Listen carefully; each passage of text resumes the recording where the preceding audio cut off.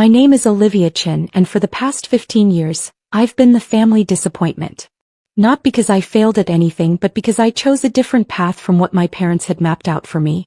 Another family dinner, another chance to remind me what a failure I am, I muttered to myself, adjusting my simple black dress as I walked up to my parents' mansion. The same house I secretly helped pay for, though they'd never know it. The door swung open before I could knock. My mother stood there, perfectly coiffed in designer wear, her eyes already carrying that familiar look of disappointment. "Olivia, you're late. Everyone's already here," she said, her voice sharp. "And couldn't you have worn something more appropriate?" I glanced down at my dress. It cost more than her entire outfit, but its simple elegance didn't scream money the way she preferred. "Hello to you too, Mom." Inside, the dining room buzzed with the usual suspects. My brother Michael, the golden child, sat at the head of the table where Dad used to sit, showing off his new Rolex. His wife Jessica hung on his every word, both metaphorically and literally. My younger sister Diana was there too, fresh from her latest luxury vacation, paid for by our parents of course. "Look who finally decided to show up," Michael smirked. "Still driving that old Toyota Liv? If only he knew that old Toyota was just for show. My collection of cars, safely stored in my private garage across town, would make his leased BMW look like a toy." "Some of us have to work for a living," I replied, taking my seat at the far end of the table, my designated spot as far from the successful siblings as possible. "Oh honey," Mom chimed in, placing a hand on Michael's shoulder, "managing a small consulting business is hardly what we'd call real work. Not like your brother's position at Morgan Stanley." I took a sip of water, hiding my smile. Michael's position was actually a mid-level management role, nothing like the executive title he claimed at family gatherings. I knew because my firm had recently reviewed Morgan Stanley's organizational structure for a potential acquisition. "Speaking of work," Diana leaned forward, her new diamond bracelet catching the light. "When are you going to get a real job, Olivia? I'm sure Michael could put in a word for you at the bank." "I'm doing fine, Diana." "Fine," Mom scoffed, serving the appetizers. "You're 35, unmarried, no children, running some tiny consulting operation from a rented office downtown. That's not fine, that's..." She paused for effect, shameful. Dad, who had been quietly sipping his wine, finally spoke up. "Your mother's right, Olivia. We didn't pay for your Harvard education so you could waste your potential like this." I bit back a laugh. They hadn't paid for anything. I'd worked my way through college, built my company from scratch, and now Phoenix Consulting Group was one of the most powerful firms in the business world. Not that they knew that. To them, I was just stubborn Olivia with her cute little consulting business.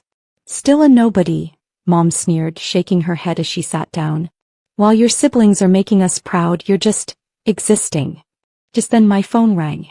I usually silenced it during these dinners, but I'd been waiting for this call. The screen showed Sarah Martinez, my head of operations. "Excuse me, I need to take this," I said, standing up. "Really, Olivia? During dinner?" Mom's voice dripped with disapproval. I stepped away from the table, answering the call. Sarah's clear, professional voice came through. "Mrs. Seo, the $50 million deal with Anderson Tech is ready for your signature. We need your approval within the hour to close the Asian markets." I could see my family's ears perk up at the mention of $50 million. Dad actually choked on his wine. "Put it through to my secure email," I replied calmly.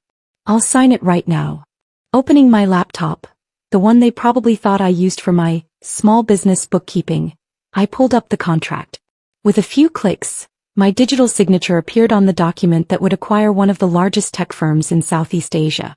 The room had gone completely silent. I could feel their eyes on me, minds racing to process what they'd just heard. Mom's fork clattered against her plate, and Michael's smug smile had frozen into something closer to confusion. "Olivia," Dad started, his voice uncertain, "what exactly was that about?" I closed my laptop with a soft click. "Just business, Dad. Nothing for you to worry about." I smiled, picking up my fork. "Now, shall we continue with dinner?" The silence that followed was deafening. For the first time in 15 years, no one at the table had anything to say about my career choices. But this was just the beginning. They had no idea what was coming next. The rest of dinner passed in an uncomfortable haze of clinking silverware and awkward glances. My mother, never one to stay quiet for long, finally broke the silence. 50 million, she said, trying to sound casual while failing to hide her curiosity. That must be some mistake. Your little consulting firm couldn't possibly. Actually, Michael interrupted, his banker instincts kicking in. I've been hearing rumors about a mysterious consulting group buying up tech companies across Asia. Phoenix something.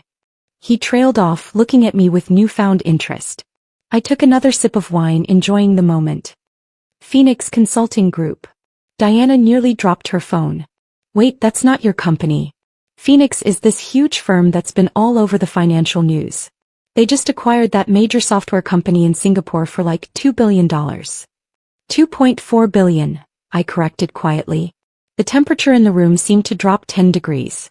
Dad's hand trembled as he set down his wine glass. You're lying, Mom said sharply. You're just trying to get attention. Phoenix Consulting Group is run by some brilliant CEO named. She fumbled for the name. Olivia Phoenix. I finished for her. I changed my last name legally 10 years ago, right after you told me I was tarnishing the family name by leaving Morgan Stanley to start my own business. Michael's face had turned an interesting shade of pale.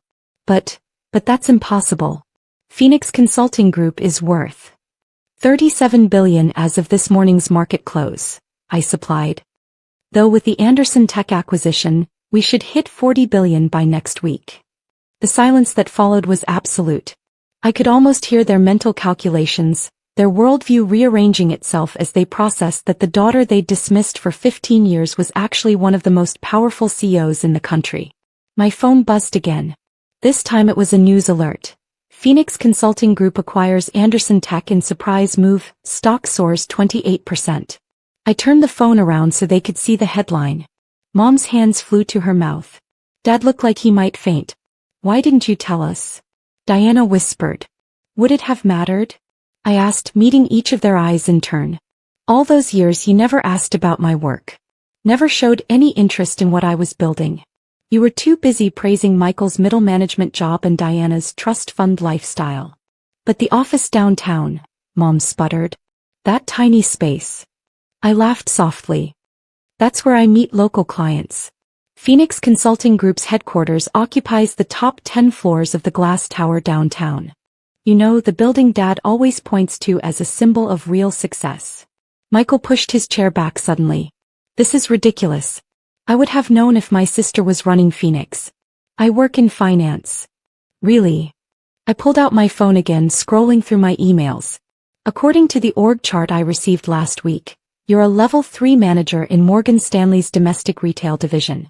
Hardly the executive director position you've been claiming at family dinners. His face turned red. You've been spying on me? No, Michael. Phoenix is preparing to acquire Morgan Stanley's Asian operations. Your department came up in the due diligence report. Page 247, I believe.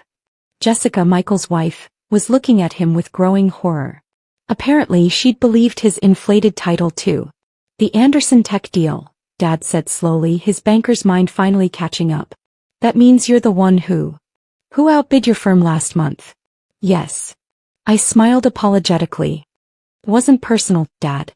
Anderson Tech just fits better with our portfolio.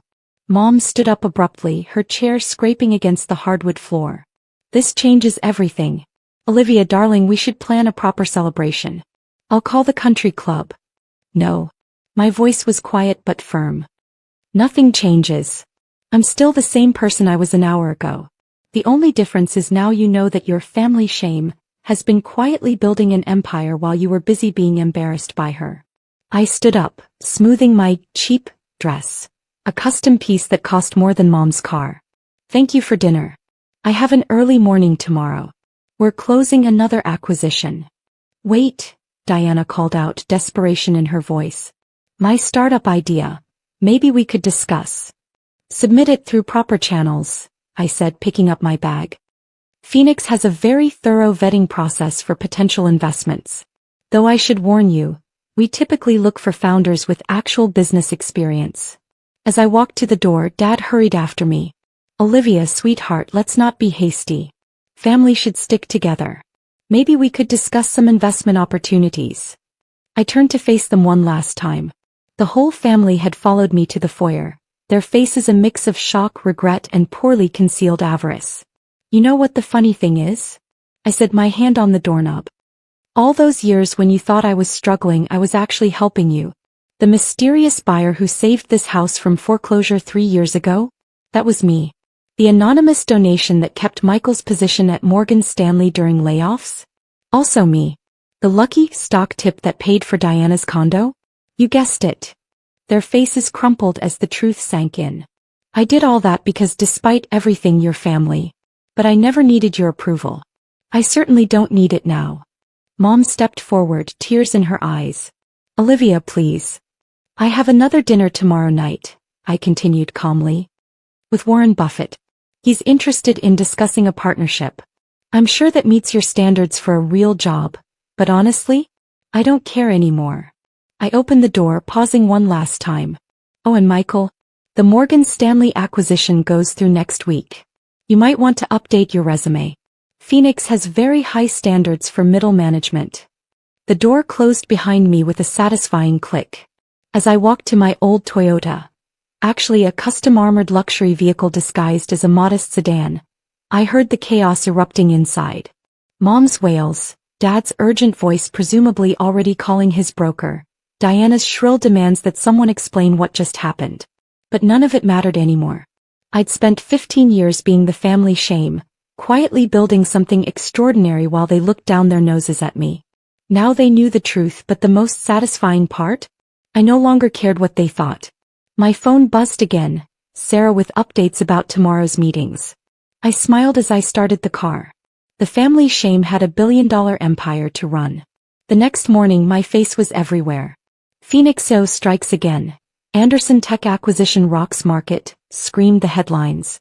My phone had hundreds of missed calls and messages from family members who'd suddenly remembered my existence. Cousins with business proposals, uncles with investment opportunities, distant relatives claiming they'd always believed in me. I ignored them all. Sarah met me at the office with my usual morning coffee. Your mother's in the lobby, she said. Again. With your sister this time. They've been here since 7 a.m. Standard protocol, I replied, walking into my corner office overlooking the city. No special treatment for family. They'll need to submit a formal appointment request like everyone else? Exactly. I sat down at my desk, already focusing on the day's acquisitions and mergers. Oh, and Sarah? Send a message to HR at Morgan Stanley. My brother's position should be evaluated based purely on merit during the transition. Sarah smiled knowingly. Of course, Mrs. Phoenix. Purely on merit. The family shame had finally shown them what real success looked like. But the best revenge wasn't the money or the power. It was the fact that I'd built it all while they weren't even paying attention. Some people need to be seen to feel validated. I just needed to prove to myself that I could do it. The fact that I could now show my family exactly who they'd underestimated for all these years?